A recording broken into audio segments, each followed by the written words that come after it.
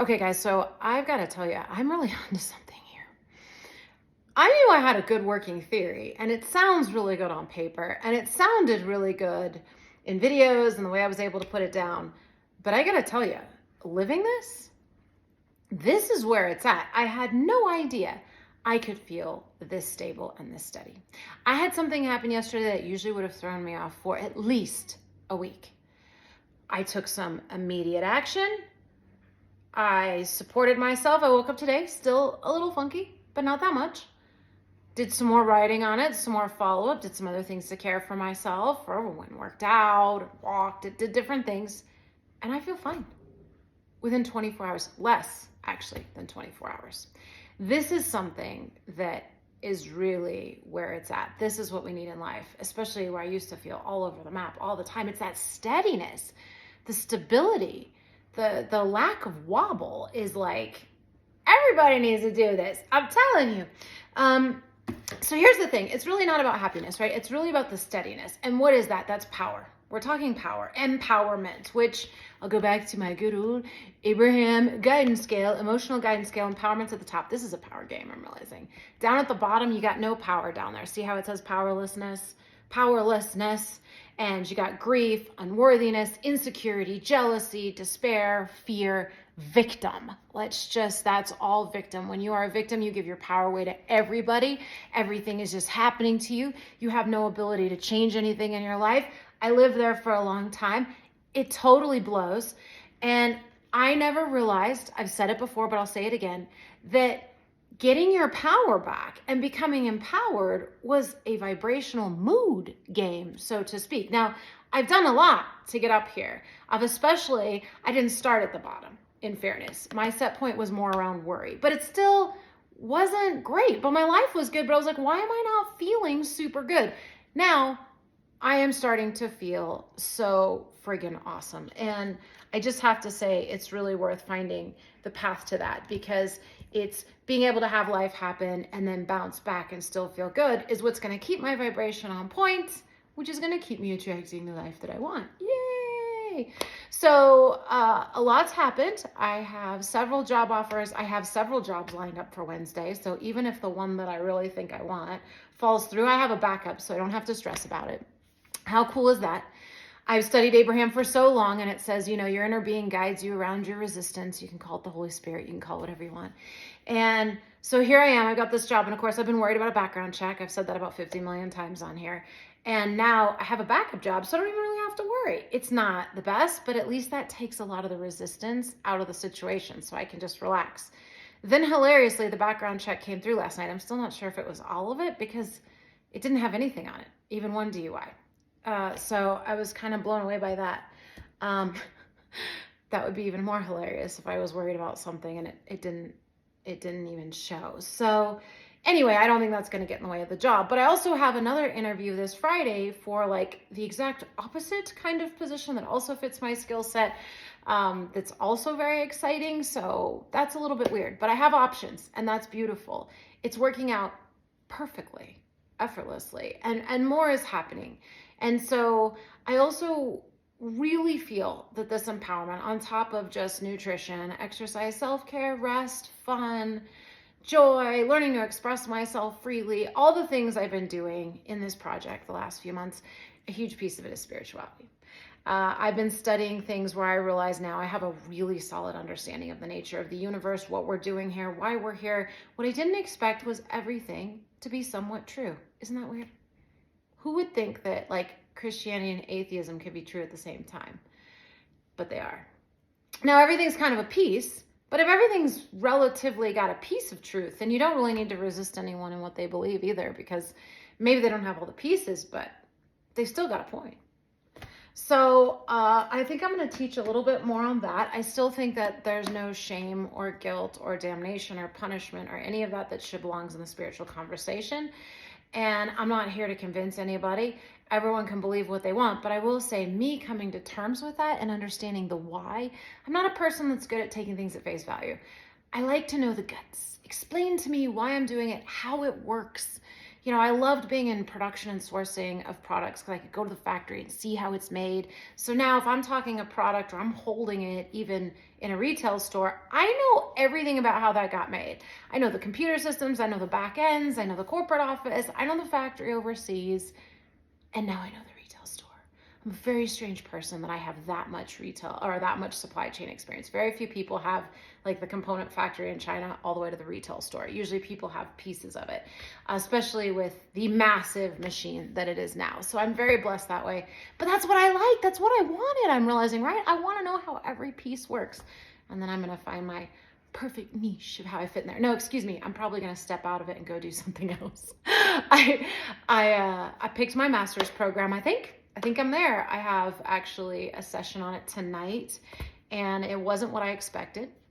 I came onto this saying, I once a coach, and I know I don't want to coach, and, I'm trying to find something. Meanwhile, I have a consulting company. So I became a certified coach through the ICF, which is a certification, the most respected certification body right now. A very excellent coaching program. And I opened my own consulting company at the same time because I was an expert in the specific type of compliance consulting for supply chain.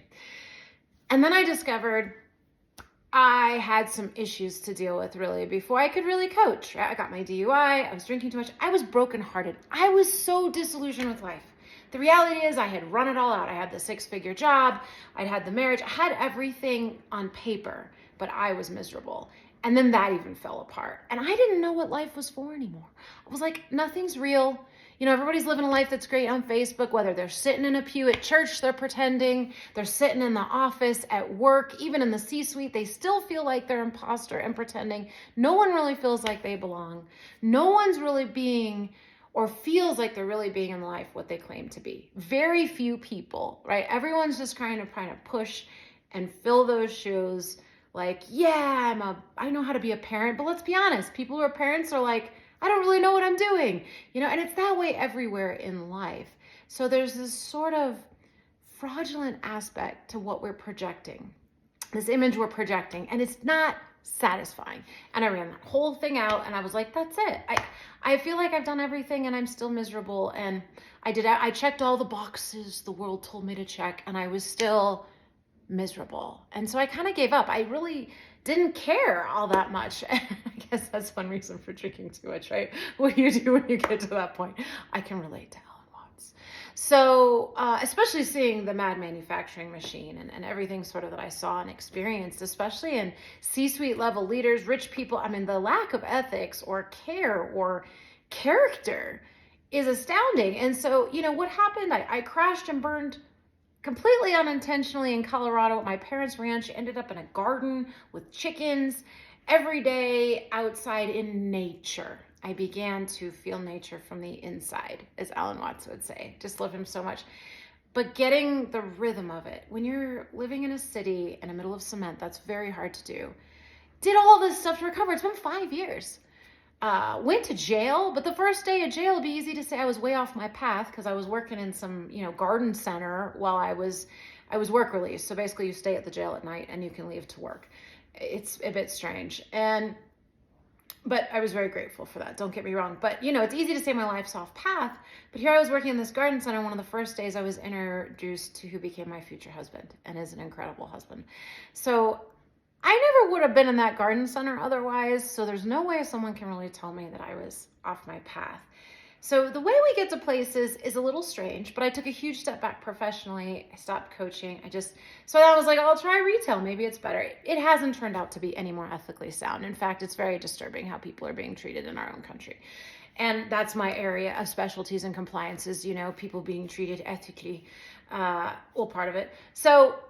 But anyway, so I had this incredible experience of pulling back, suddenly being around family, nature, and I've really been on a blackout for 5 years, honestly. I barely talked to any of my friends. They didn't live in Colorado, right? I wasn't living here at the time when all that happened.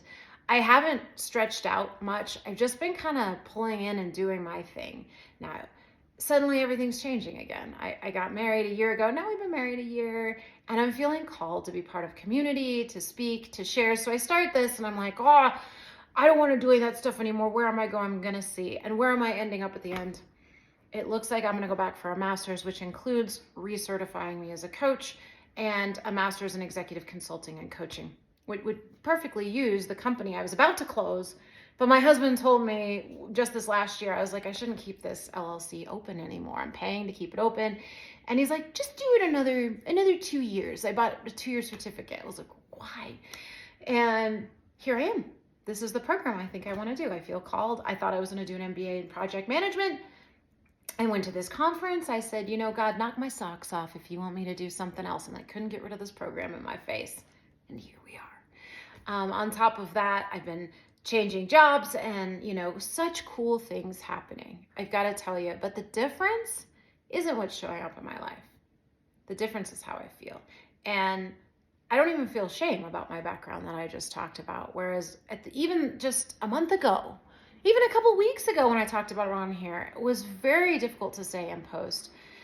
And I'm learning just how to follow inspiration. And I realize I'm being led. I'm being led all over the place. Even these stupid cards, Ascended Masters by Doreen Virtue, okay? I'm not that into things like pulling cards. But then I was like, well, maybe this is a way to communicate with my inner being or the Holy Spirit, right? They're oracle cards. So I started pulling these and they have been talking to me. I pulled the yoga card 3 times this last week. I didn't even know there was a yoga card. Who has a yoga card in a deck? Or drink more water. I've pulled that one a bunch.